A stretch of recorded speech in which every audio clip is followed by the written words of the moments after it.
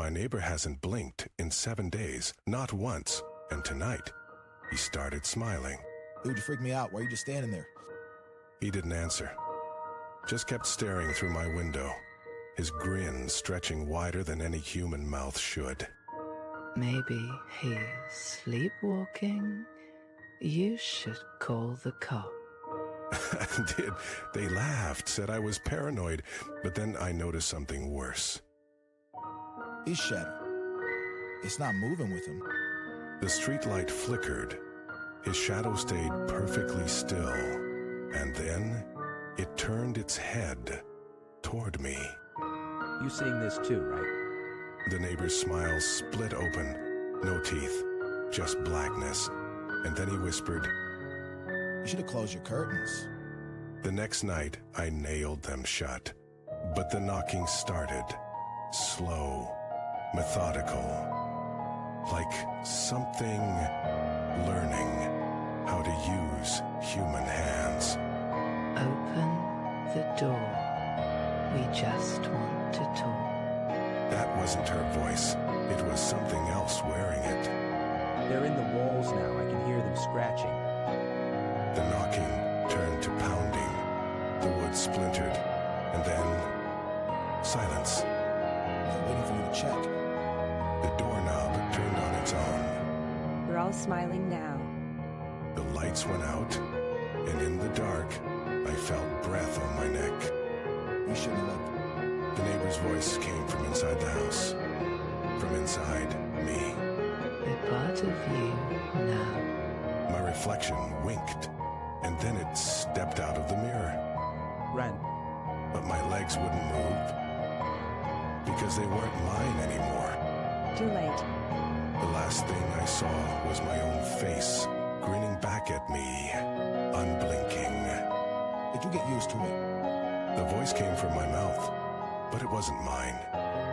The neighbor stood behind me in the mirror. His grin hadn't changed. They always fight at first, but the screaming stops eventually. I tried to turn to run, but my body stayed frozen. My reflection leaned closer. Its eyes were hollow, black. don't worry. You won't remember being human soon. The lights flickered again. When they came back, the mirror was empty. Except for me. Except for it. See? Better already. My lips twitched. Then they curled into a smile. Wide, unnatural, just like his. Now let's go find someone else to join us. My legs moved without me telling them to. Toward the door. Toward the street. Toward the next house. Knock, knock.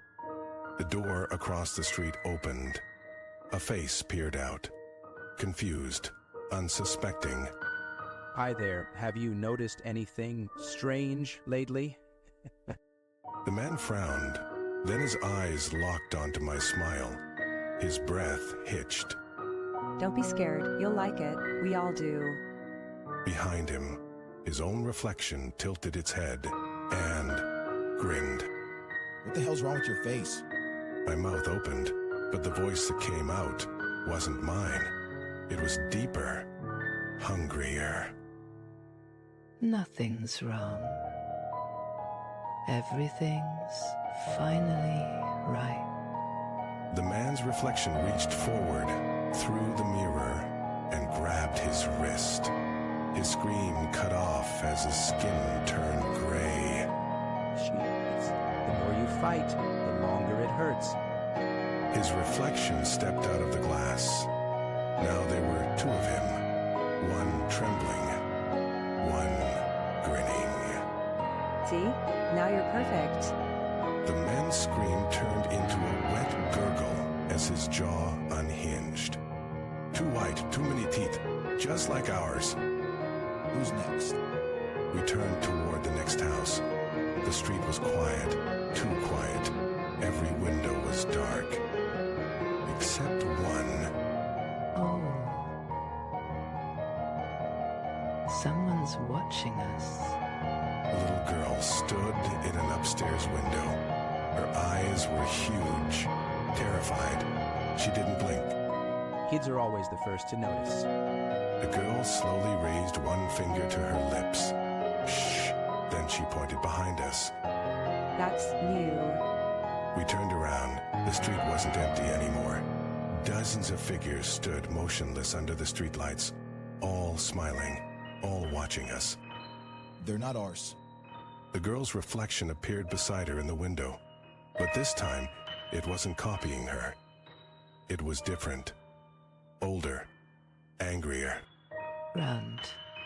The reflections stepped out of every mirror, every window, every puddle on the street, and they weren't smiling anymore. They don't want to join us. They want to replace us.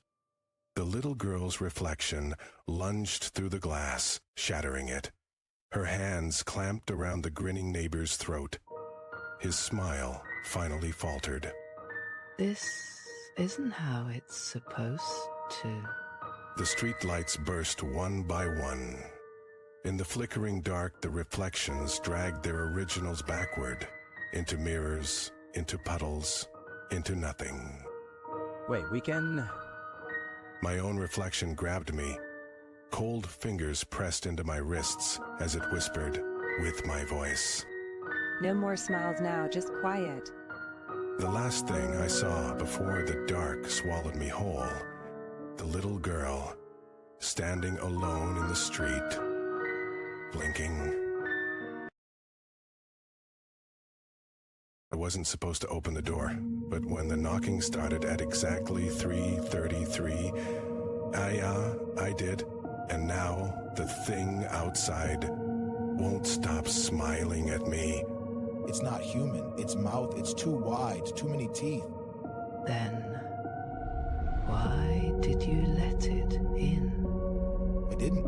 It was already inside. The knocking was just to let me know. The air turned cold.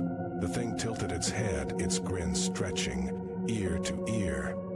It's not moving. It's just watching. What does it want? I don't know, but it's holding something, a box.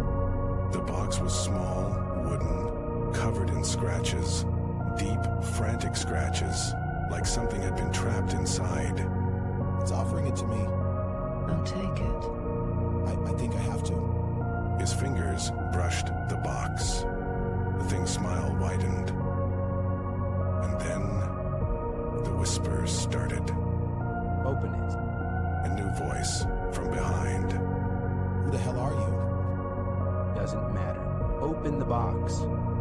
The second man stepped into the light. His eyes were black. Oh God, there's two of them. The first creature let out a sound. Not a laugh, not a scream. Something worse. Something hungry. We need to run, now. But the door was gone. The walls were gone.